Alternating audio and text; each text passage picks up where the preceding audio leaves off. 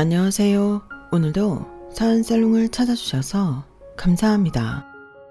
저는 4년간의 연애 끝에 결혼을 하는 과정에서 친정을 버린 20대 후반 여성입니다.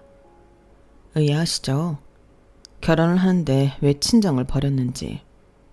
먼저 말씀드리자면 시집을 가면 출가 외인이라는 말과는 관련이 없어요. 간단히 저는 깨달았을 뿐이에요. 이제껏 저는 친정 식구들이 저를 대하는 방식, 태도, 표현을 당연하다고 생각해 왔는데요. 그게 옳지 않고 비정상적이고 부당하다는 것을 결혼을 준비하는 과정에서 깨달았어요. 시댁 식구들 덕분이었어요. 저희 친정 식구들과는 전혀 다르게 저를 대해주는 시댁 식구들 덕분에 저는 용기를 내서 친정을 버릴 수 있었어요. 지금에서 느끼는 거지만 남보다 못한 핏줄이었어요. 여기서 친정 식구들이 저를 어떻게 대했는지, 제가 그들을 어떻게 버렸는지 궁금하시죠? 여러분들은 가훈이나 좌우명이 있으신가요? 없는 분들은 계셔도 아예 생각을 안 해보신 분들은 없을 것 같은데요. 왜 초등학생 때 가훈이나 좌우명을 써서 제출하거나 예쁘게 꾸며 교실에 전시하기도 하잖아요. 아직도 기억이 나요. 가훈이나 좌우명이 없는 친구들이 머리를 쥐어뜯어가며 가훈이나 좌우명을 만들었던 모습이 말이에요. 그러니 가훈이나 좌우명을 한 번도 경험해보지 않은 사람은 없을 것이란 생각이 들어요. 물론 저희 집은 가훈이나 좌우명 같은 게 있어서 머리를 굴려 만들어낼 필요는 없었어요. 저희 집 가훈은 무실력 행위예요. 거짓없이 성실하게 옳은 일을 행하라는 뜻이죠. 저는 초등학생 때 이미 무실력행을 한자로 쓸 수 있었어요. 무슨 뜻인지 전혀 알지도 못하면서요. 당연히 제가 스스로 외운 것은 아니었어요. 제겐 배우자가 있었죠. 그건 바로 아버지예요. 저희 아버지는 지역 방송국 보도부에서 근무했어요. 뉴스를 취재하고 보도하고 제작하는 것이죠. 언론사에는 특별하게 취급되는 가치가 있다는 것 아시나요? 진실을 전달하고 공정하고 사회적으로 책임감을 가지며 취재와 보도를 함으로써 올바른 정보를 제공하고 여론을 형성하는 것이에요. 간단하게 진실성, 공정성, 사회성이라고 할 수 있을까요? 더군다나 아버지는 당신이 언론사에 근무하고 있다는 것에 큰 책임감과 자부심을 가지고 있어서 이런 가치들을 누구보다 소중히 여겼죠. 그러다 보니 이 가치들을 쉽게 옳은 것이라고 생각했어요. 그렇지 않은 것을 옳지 않은 것이라고 생각했고요. 그리고 나아가 아버지는 옳은 것에 집요하게 굴었고 세상의 모든 가치를 옳거나 그르거나 둘 중 하나로 판단했어요. 그리고 그런 당신만의 잣대를 저에게 가르쳤죠. 아니, 가르치기보다는 혼을 냈어요. 아주 어릴 때부터요. 제가 기억하는 가장 오랜 기억이 아버지가 저를 혼내는 장면일 정도로 어릴 때부터 옳고 그른 것으로 저를 혼냈죠. 그래서 저는 한글을 다 깨우치기 전에 옳고 그른 것을 나눌 수 있었어요. 물론 아버지의 잣대를 기준으로요. 그리고 아버지와 마찬가지로 저 또한 옳은 것은 정상, 옳지 않은 것은 비정상으로 취급해 옳은 것, 정상적인 것에 집착하게 되었어요. 학창 시절에 제가 할 수 있는 최대의 욕이 정상이 아니야 였을 만큼 확고한 기준이었어요. 저는 이렇게 투철하게 아버지의 영향력 아래서 성장했어요. 하지만 조금 억울하게도 아버지는 저를 그다지 예뻐하지 않았죠. 저에겐 3살 터울의 여동생이 있거든요. 아버지는 저보다 여동생을 더 예뻐했어요. 집에 오니 웬 선물이 있네. 우리 정교회장이 상장을 받아오고. 운영위원장상? 이게 뭐야? 단상에 올라가서 받았어? 네, 상은 운영위원회에서 주는 거예요. 학교 발전에 기여한 학생이 받는 거래요. 그럼 이런 상을 받을 사람은 우리 홍현이밖에 없지. 매년 상장이 끊이질 않네. 저번에 받은 모범상이랑 봉사상, 교내 토크감 대회 금상이랑 또 뭐가 있지? 뭐 영어 스피치 대회 은상도 있고. 아빠는 그걸 다 언제 세요? 그래, 맞다. 그걸 다 언제 세고 있어? 아빠는 홍연이 네가 얼마나 자랑스러운지. 세상이 성적이다가 아니야. 너처럼 다방면으로 뛰어난 일이 성공한다? 어쩜. 아빠가 너한테는 정말 이래라 저래라 한마디도 안 했는데 어떻게 기똥차게 알아서 옳은 방향으로 가는지. 아빠는 네가 내 딸이라서 얼마나 고맙고 기특한지 몰라. 당신은 그렇게 좋아요? 또 친구들 만나서 홍연이 자랑할 거죠? 그럼 당연히 해야지. 걔네들이 나를 얼마나 부러워한다고. 홍연이처럼 똑부러진 애는 처음 본데. 그렇게 키운 비결이 뭐냐고 만날 때마다 물어봐. 그럼 당신은 뭐라고 해요? 비결? 난 한 것 없다고 하지. 내가 홍연이한테 이거 해라 저거 해라 하는 것도 아니고 그렇다고 뭘 하지 말라는 것도 아니잖아. 홍연이가 알아서 잘하는 건데. 아, 그런 말은 했었다. 무슨 말이요? 내가 와이프 하나 기가 막히게 얻은 것처럼 그렇게 딸도 얻어진 거라고 말했지. 당신은 참 나 부끄럽지도 않아요. 사실인걸 뭐. 나는 복받은 남자라니까. 물론 여동생이 아버지가 생각하는 모범적인 학생에 더 가깝긴 했어요. 아버지의 말처럼 여동생은 공부뿐 아니라 다방면에서 재능을 보였어요. 글도 잘 썼고 토론도 잘했고 영어도 자신감 있게 했어요. 아까 상장도 많이 받았다고 했죠. 그러니 증명된 실력이었어요. 게다가 노래도 잘해서 축제 때 무대에 오르기도 했죠. 그런 무대에 서는 학생들 중 인기 없는 친구들은 드문 거 아시죠? 여동생은 친구들에게도 선생님들 사이에서도 인기가 많았어요. 게다가 여동생이 전교 회장을 하기 전에 동아리 회장을 했거든요. 전 학년이 참여하는 중앙 동아리였어요. 그 동아리에 가입한 후배들뿐 아니라 선배들도 여동생을 좋아했어요. 학교에서 여동생을 모르는 사람이 없었어요. 그리고 여동생도 모르는 사람이 없었고요. 그래서 중학생 때, 고등학생 때 비교적 쉽게 전교 회장이 될 수 있었어요. 여동생이 처음으로 전교 회장이 되었을 때 아버지가 얼마나 좋아했는지 몰라요. 엄청나게 비싼 케이크를 사들고 오셨죠. 최고급 소고기도 사오셨고요. 여동생이 갖고 싶어 하던 무선 이어폰까지 선물로 주셨어요.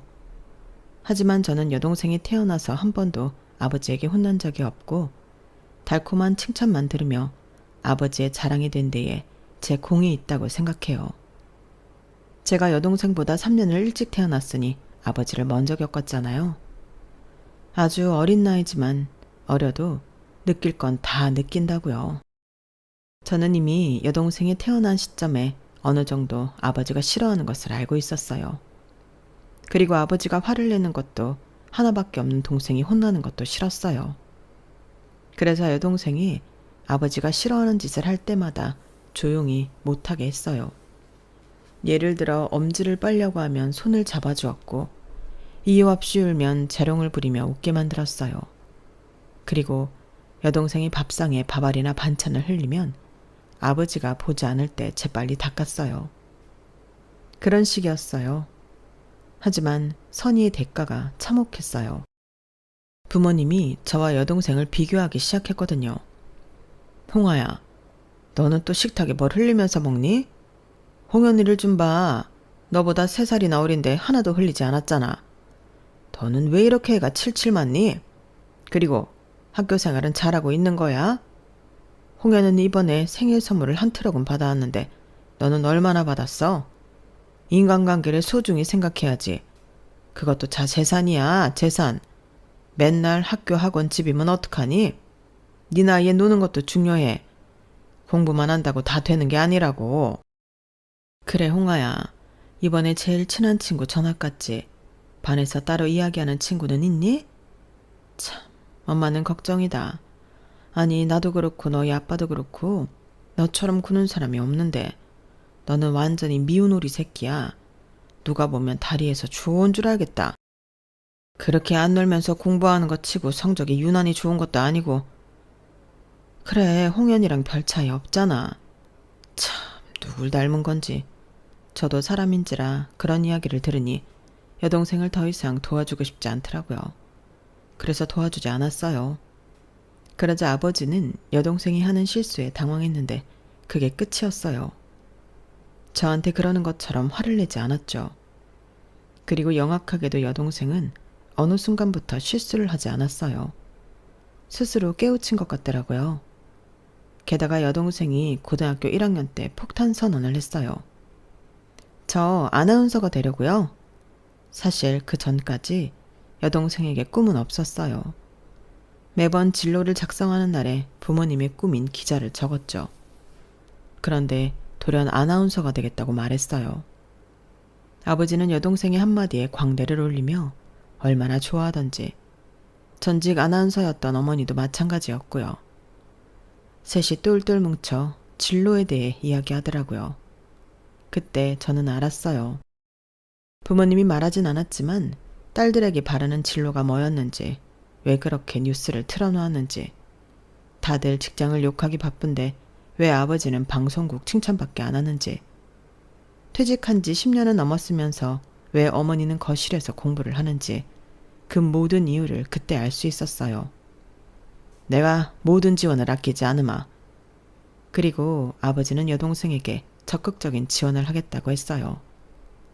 그래서 아버지는 그해 여동생을 유명한 아나운서 학원에 보냈고 어머니는 여동생이 체중 관리를 위해 식단에 신경 썼어요.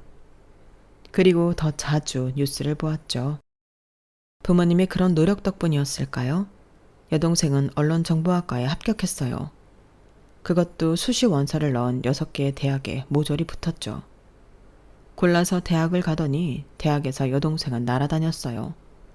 동아리를 6개나 가입했더라고요. 무슨 동아리를 그렇게 많이 가입했어? 궁금하고 재밌을 것 같아서. 사실 더 많았는데 추린 거야. 무슨 동아리 들었는데? 예술 관련 동아리, 환경 관련 동아리, 유기견 보호 동아리, 그리고 방송 동아리도 들었어. 방송 동아리는 할만해? 언니, 나 1학년이잖아. 그런데 벌써 메인 작가다? 블라인드 테스트 했는데 내 원고가 표를 제일 많이 받았거든. 그래? 좋겠네. 1학년이 메인 작가가 된 게 몇 년 만이래. 어디서 글 배웠냐고 물어보더라? 배운 적 없잖아. 그러니까 타고난 건가? 아, 언니는 취업 준비 잘 돼가? 다들 졸업 전에 취직하던데. 원서 얼마나 넣었어? 그냥 뭐. 나중에 아빠한테 손 벌리지 말고 적당한 데 들어가. 어차피 언니는 다 쏘쏘잖아. 그게 무슨 말이야? 언니는 엄청 잘하는 것도 없지만 엄청 못하는 것도 없으니까. 그냥 적당히 눌러붙을 수 있는데 가라고.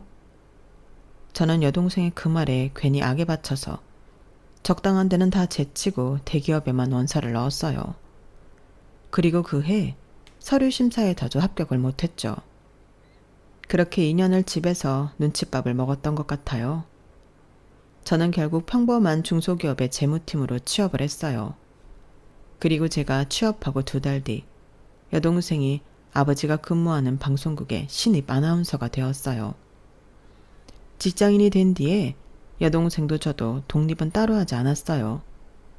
여동생은 모르겠지만 저는 애초에 독립을 할 생각이 없었어요. 아직 돈이 없었거든요. 그런데 제가 합격 통보를 받고 어머니는 제가 독립을 해서 집을 나가는 줄 알더라고요. 홍아야, 너 이사 갈 때 책상이랑 그런 거 다 들고 갈 거니? 네? 이사요? 집에서 멀지 않아? 1시간은 버스 타고 가야 할 텐데 출퇴근이 길면 쉽게 지쳐. 저 일단 여기서 다녀볼까 하는데요.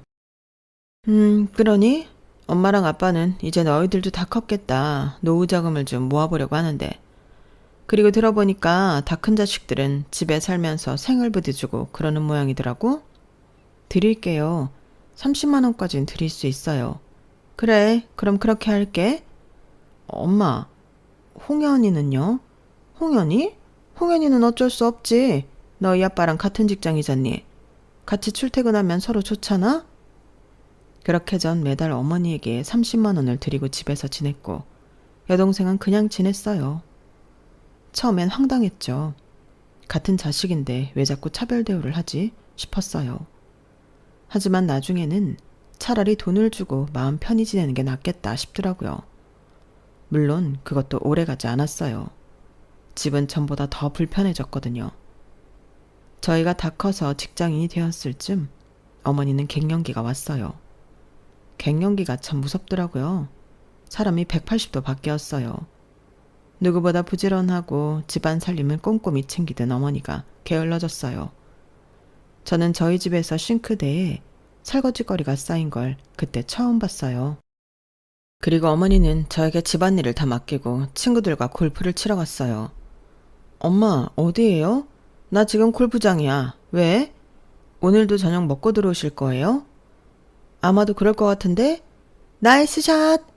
네, 그럼 먼저 먹을게요. 너희 아빠는? 홍현이랑 먹고 들어오신대요. 그럼 너밖에 없어? 네, 저밖에 없어요. 장은 봐왔니? 말한 거 다 사왔는데 비트는 없어서 못 사왔어요. 그래? 비트가 있어야 하는데. 사올까요? 됐어. 이제 엄마 차례다. 끊는다? 엄마는 거의 매일 저녁 늦게까지 골프도 치고 저녁도 먹고 들어오는 것도 모자라 뚜벅이인 저에게 장까지 보고 오라고 시켰어요. 그래서 저는 무거운 짐을 들고 퇴근길이라 버스에 자리도 없어서 내내 서 있다가 내렸죠. 게다가 히스테리를 부리는 건 어머니뿐만이 아니었어요. 아나운서가 된 여동생의 히스테리도 장난이 아니었어요. 당시 하나둘 방송을 하기 시작한 여동생은 방송이 나오면 TV를 뚫어질 듯이 쳐다보며 모니터링을 하고 방송이 끝난 뒤에는 휴대폰을 계속 봤어요. 거기까진 이해했어요. 자기 관리니까요. 하지만 한껏 예민해져서는 시도 때도 없이 시비를 걸었어요. 가끔 제가 야근을 하고 오면 배가 고프잖아요. 그래서 라면을 끓이거나 샌드위치를 사오면 온갖 성질을 냈어요. 야, 너 나 다이어트 중인 거 몰라? 나는 너랑 달라서 365일 다이어트 해야 한다고. 너는 돼지처럼 불어도 상관없지만 나는 안 된다고. 어쩜 이렇게 배려가 없어? 나 야근해서 배고파. 네가 방에 들어가면 되잖아. 방에 들어가도 씹는 소리 다 들린다고. 너는 네 동생이 방송에서 돼지처럼 나와서 욕먹었으면 좋겠어? 그리고 너 간식 좀 그만 사다 놔. 진짜 돼지가 되려고 그래? 살찌는 거 한순간이야. 정신 차려. 알겠어. 안 먹을 테니까 들어가. 너 씻을 때 내 폼 클렌징 쓰지 마라. 그거 엄청 비싼 거야. 솔직히 말해. 너 썼지? 오늘 사왔어. 어제 떨어져서 한 번 쓴 거야. 꼴에 좋은 건 알아서. 네가 그래봤자 내 피부 안 돼. 돈 먹은 피부야 난. 너 오늘따라 더 신경질적이다? 저녁 안 먹었어? 내일 아침 방송인데 어떻게 먹니? 아주 사람 속을 긁어라 긁어. 아무튼 내 거 쓰지도 말고 입지도 마. 그 잠옷 내 거야. 그거 벗고 말하든지. 이깟 싸구려 잠옷 좀 입으면 어때서? 내 건 다 비싸잖아. 너랑은 경우가 다르지? 그래 들어간다. 아, 나 내일 분홍색 블라우스 입을 건데 그거 다려주고 자. 뭐? 엄마가 늦게 와서 부탁을 못했어. 그리고 나 다림질할 줄 몰라. 해봐. 해보고 얘기해. 다려. 너 방송에서 네 동생이 쭈글쭈글한 블라우스 입고 조롱당하길 바라는 거 아니지? 그런 식으로 저는 몇 번이나 여동생이 블라우스를 다려줬어요. 정말 집이 지옥이었죠. 그러던 어느 주말이었어요. 방송국 워크숍을 다녀온 아버지와 여동생이 집에 왔는데 무슨 일인지 여동생이 씩씩거리며 화를 내더라고요. 무슨 일이야? 아 진짜. 홍연아, 무슨 일 있니? 여보, 워크숍에서 무슨 일이 있었어요? 아, 그게. 아빠, 그 여자 대체 뭐예요? 뭔데 자꾸 나한테 트집이지? 솔직히 아까 프롬프터 꺼진 건 내 잘못이 아니잖아요. 돌발 상황이잖아. 말을 더듬거릴 수밖에 없는 상황이잖아요. 자기들은 안 그러나? 안 그러는 사람이 몇이나 될 것 같아요? 그래. 하지만 아나운서는 늘 순발력. 그건 순발력의 문제가 아니라니까요. 아나운서는 사람 아니에요? 잠깐 더듬을 수도 있지. 그게 뭐 대수라고. 진짜 그 여자 이상하다니까요. 뭐? 내가 늘 안일하다고? 아빠, 그 여자 내가 아빠 딸인 거 알아요? 내가 보도국장 딸인 거 아냐고. 그걸 모르는 사람이 어디 있겠니? 그걸 아는데도 나한테 이런다고요? 뒷일이 무섭지도 않은가 봐. 꼭 내가 낙하산인 것처럼 나한테만 시비 거는데.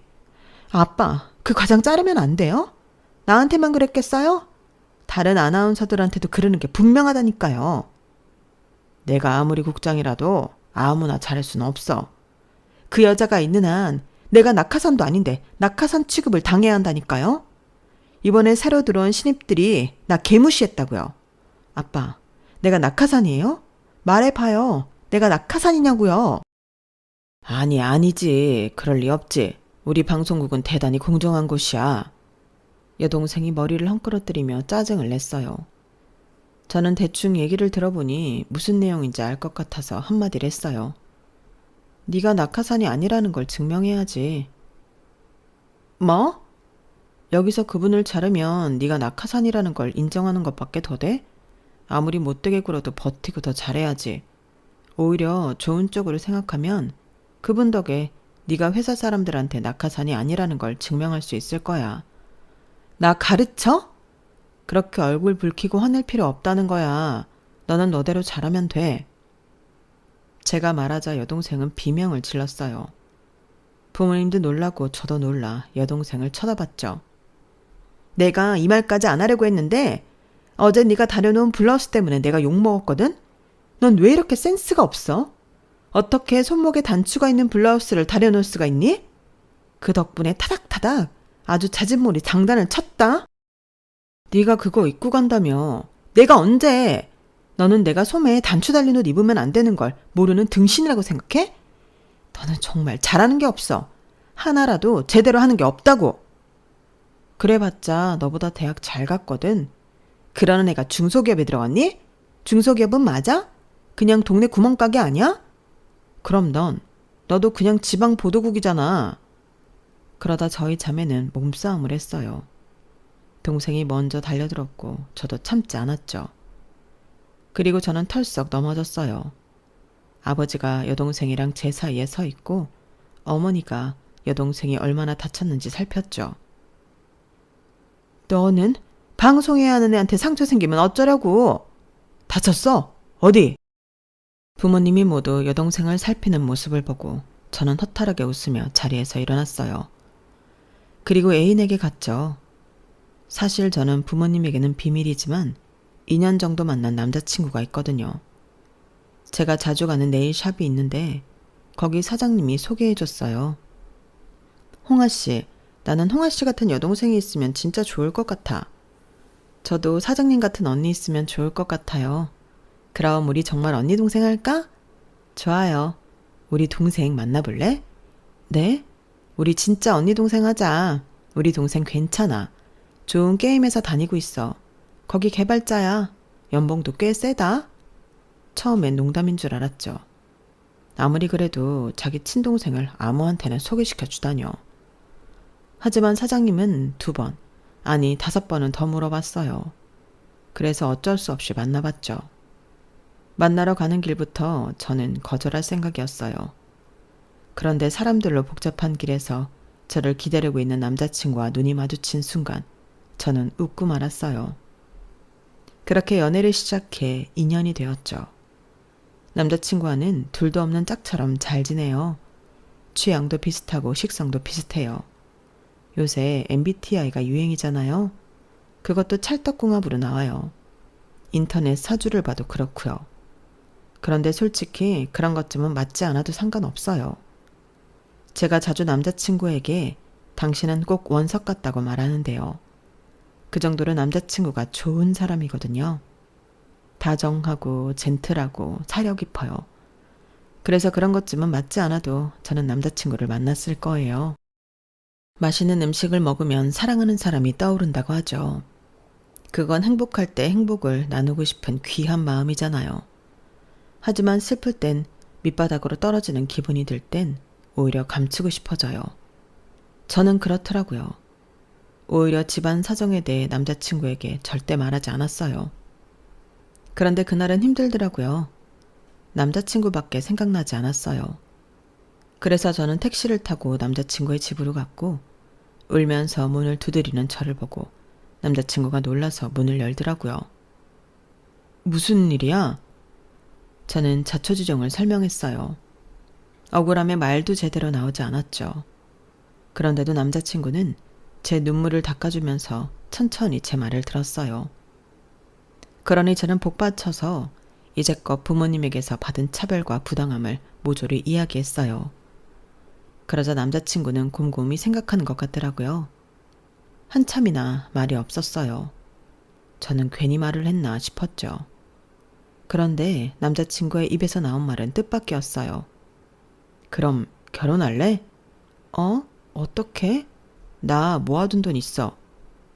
결혼하기엔 이루고 싶은 게 많다며. 일도 그렇고 여행도 좀 더 다니고 싶다며? 그래도 너를 외롭게 만들 수 없잖아.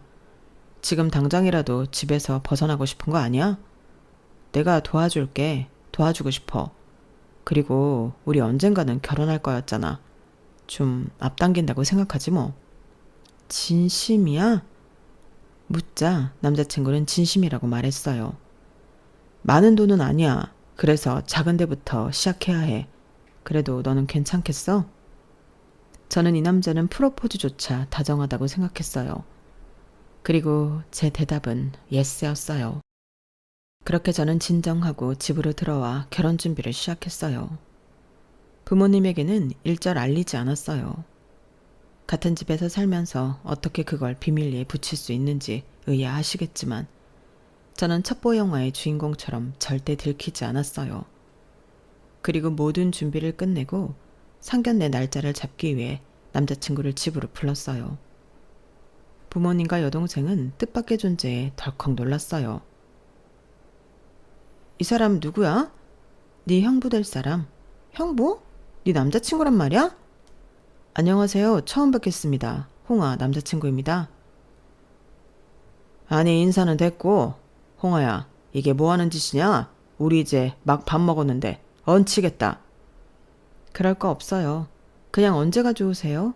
상견례를 하긴 해야 하잖아요. 아니 너는 통성명도 없이 무슨 상견례야?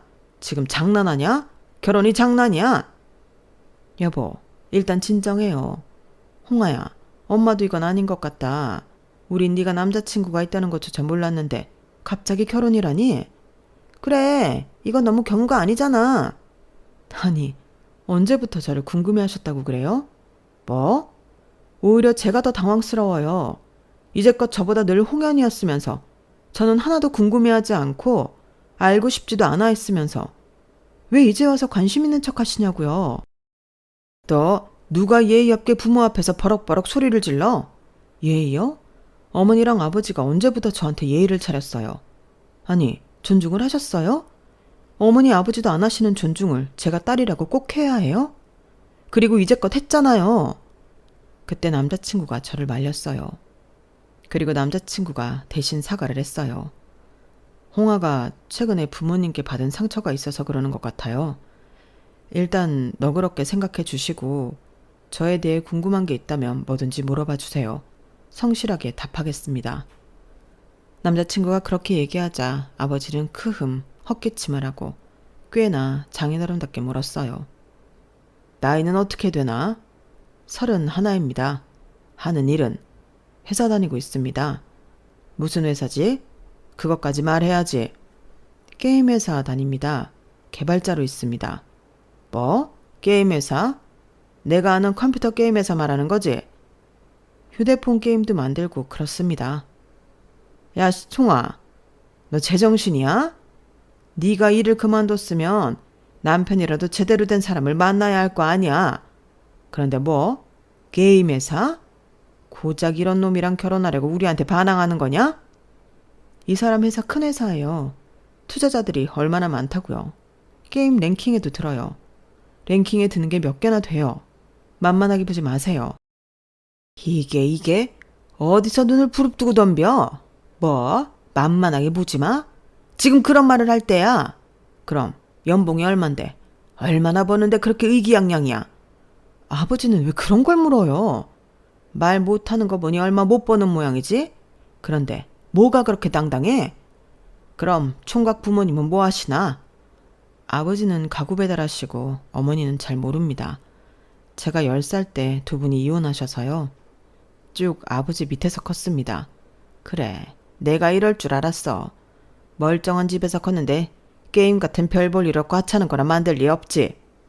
부모님이 이혼하셨다고? 네, 이혼하셨습니다. 그래서 어머니에 대해서는 잘 모릅니다. 그래도 부족함 없이 컸습니다. 아버지가 좋은 분이어서요. 사랑을 많이 주셨습니다. 바쁘신 와중에도요. 퍽이나 그랬겠다.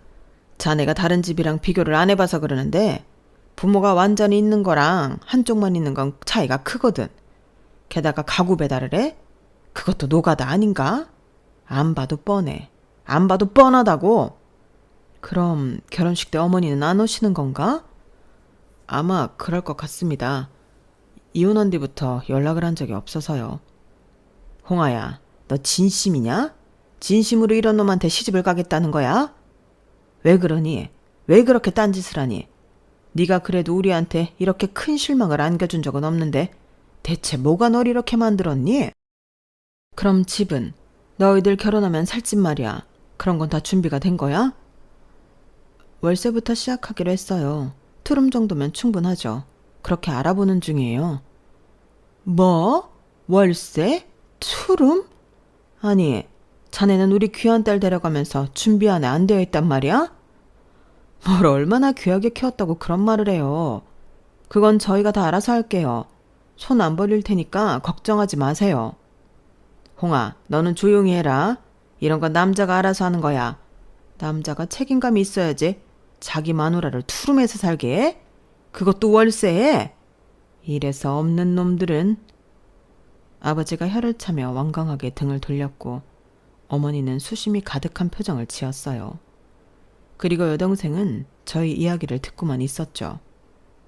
그러다가 의미심장하게 물었어요. 언니, 설마 임신한 거 아니지? 임신이라는 단어가 불쑥 튀어나왔고 그 단어에 부모님은 눈을 질끈 감았어요. 표정 보니까 맞는 것 같은데? 아이고, 얌전한 고양이가 부뚜막에 먼저 올라간다더니. 임신 안 했어. 그런데 왜 당황해? 나중에 다 들통날 텐데 그냥 순순히 인정하지. 아니라니까. 홍아야, 진짜니? 엄마 내버려둬요. 어차피 그 노산인데 그냥 받아줘요. 여동생은 하지도 않은 임신을 기정사실화 시켰어요. 부모님이 깊게 한숨을 쉬었죠. 저는 너무 화가 나서 자리에서 벌떡 일어났어요. 그리고 남자친구를 일으켜 남자친구의 손을 잡고 한껏 짜증을 냈어요. 됐어요. 기대를 한 내 잘못이죠. 상견례 날짜는 저희가 알아서 잡을게요. 오실 거면 오시고 말려면 마세요. 그리고 제가 당부드리겠는데 이 사람 이혼 가정에서 자랐지만 충분히 사랑받고 컸어요. 저보다 더 대단한 사랑을 받고 자랐다고요.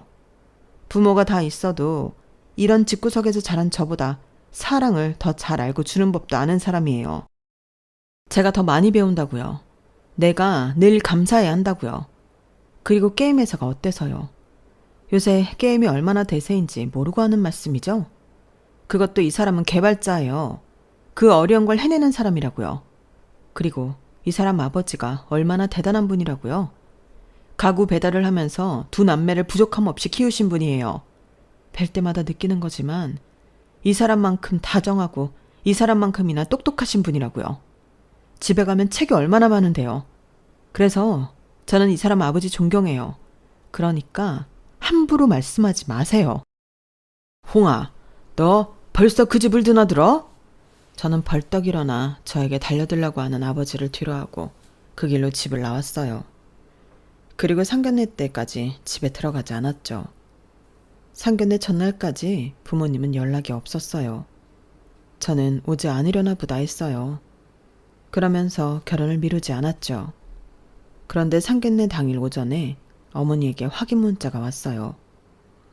저는 그나마 다행이라고 생각했어요. 그렇게 저는 상견례를 하게 되었죠. 저희 식구들도 남자친구의 식구들도 모두 한자리에 모였어요. 처음엔 무척 어색했어요. 더군다나 저희 부모님이 계속 땅이 꺼져라 한숨을 쉬고 상심한 표정으로 있어서 상견례 분위기는 암울했죠. 사돈어른, 그래도 우리 아들이 부부가 되겠다고 소개하는 자리니 얼마나 좋습니까? 걱정되는 마음은 100번이고 이해합니다.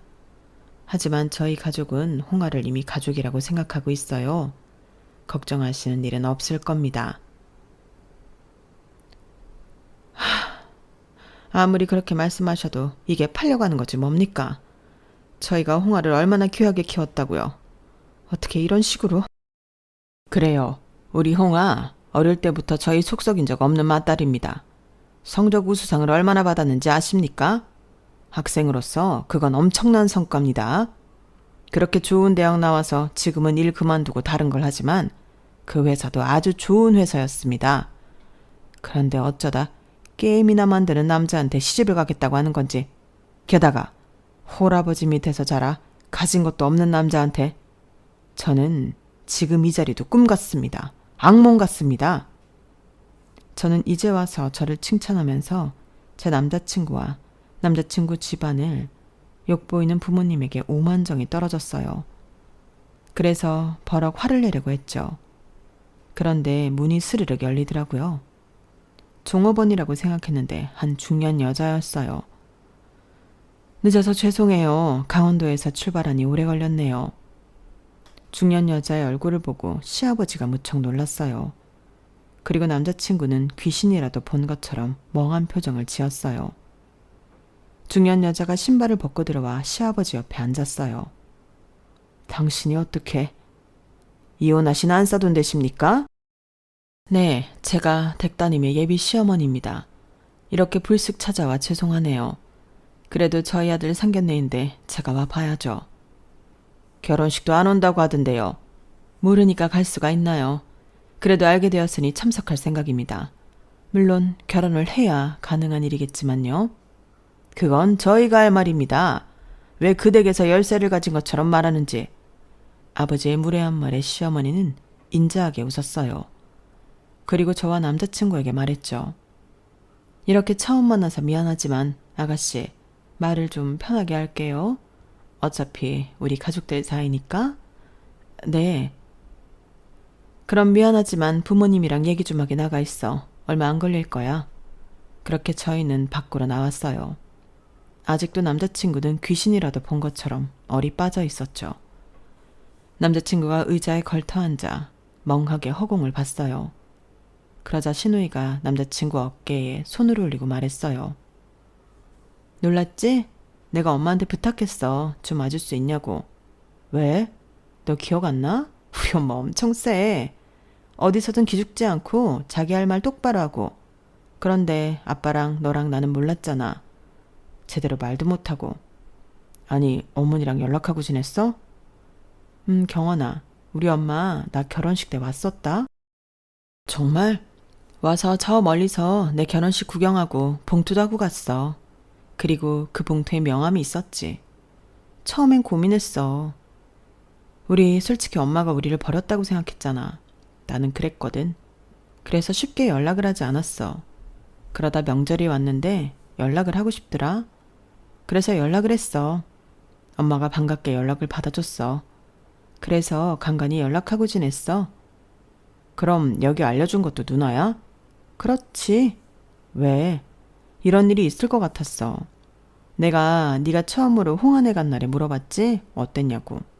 그런데 너 별 대답 안 하면서 침울해 있더라? 그래서 대충 반대하는 건 눈치채고 있었어.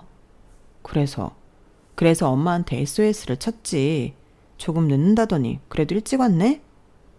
신우이가 시계를 보며 말했어요. 저도 자연히 시계를 봤죠. 10분이 지나 있었어요. 그리고 조용했죠. 그래서 저는 문을 열었어요. 그러니 어떤 장면이 펼쳐졌는지 아세요? 저희 부모님이 시어머니를 향해 큰 절을 하고 있는 거예요. 아유, 증조모님 몰라 뵀습니다. 죄송합니다.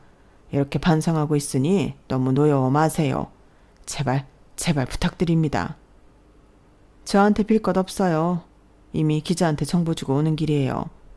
아마 다음 주에 기사 날 거예요. 방송국에서 일한다고 하셨죠? 재미있겠네요. 안 그래요? 자기가 한 짓이 보도되어서 만천하에 알려지면 얼굴을 들고 다닐 수가 없겠네요. 증조모님, 부디 생각을 다시 해주세요. 그게 기사가 나면 정말 전 큰일 납니다. 앞으로 방송국에 다니지 못할지도 몰라요. 제가 정년까지 얼마 남지 않았습니다. 꽉 채우고 퇴직하는 걸 평생의 목표로 삼아왔어요. 얼마나 소소합니까? 다른 사람들은 어디까지 오르는 게 목표인데 전 고작 정년을 다 채우는 게 목표인 사람이에요. 그러니 제발 부탁드립니다.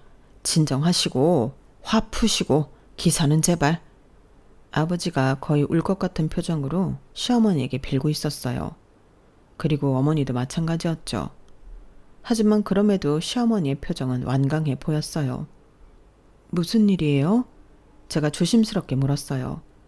그러자 시어머니가 인자한 표정을 지으며 별일 아니라고 말하더니 저희 부모님이 무릎을 꿇고 비는 이유를 설명해 줬거든요. 내가 리조트를 하나 운영하고 있거든? 강원도에 있는 아주 유명한 리조트지. 시설의 서비스에 전망까지 뭐 하나 빠지는 게 없는 리조트야.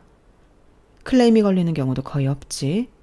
그런데 얼마 전 클레임이 걸렸어. 우리 직원이 싸가지가 없고 자기 멋대로 한다는 거야. 태도가 엉망이어서 불쾌했다더라고. 나는 그럴 리가 없어서 직원을 통해 확인했지. 그런데 알고 보니 어떤 아저씨가 우리 직원을 희롱하다가 우리 직원이 맞서서 매뉴얼대로 대응하니 화가 나서 클레임을 건 모양이더라고. 제대로 확인하지 않고 직원을 징계했으면 큰일 날 뻔했지. 나는 직원에게 잘못한 게 아니면 당당하게 나한테 보고하라고 했어. 그리고 그 손님을 블랙리스트에 올렸지. 아주 큰 단체인데 더 이상 받지 않기로 했어. 그리고 며칠 뒤에 네 누나한테 네 장인어른 될 사람의 이름을 들었어. 같은 평산 신씨라니 신기했지. 게다가 학렬로 내 5세대 손자더구나? 그렇죠? 아, 네네, 증조모님 맞습니다. 그때 일은 반성하고 또 반성하고 있습니다. 평소에는 그러지 않아요. 그땐 술에 취해서. 그건 법 앞에서나 통하는 변명이에요. 지금 상황에서는 술에 취해 그랬다고 하면 더 질타를 받죠. 아무튼 너희도 알겠지만 엄마 가문 학렬이나 조상을 뜻깊게 생각해. 그래서 내 이름을 말하자마자 지금 이러고들 있는 거다. 내가 협박한 게 아니야. 자기들이 자진해서 무릎을 꿇은 거지. 노여움이 풀리실 때까지 이렇게 있겠습니다. 그러니 제발 혼자 계신 저희 어머니는 집성촌에 계속 살 수 있게 해주세요. 대단한 보도국장이라고 했으니 한번 막아보세요. 막으시면 되잖아요. 왜 벌벌 떨지? 이렇게 막은 기사들이 한두 개가 아닐 텐데. 네? 제가 듣기로는 뒷돈도 많이 받았다고 들었는데 기사 좀 막아달라고? 저희 아버지가 말이 없었어요. 그리고 정말 암울한 표정을 지었죠.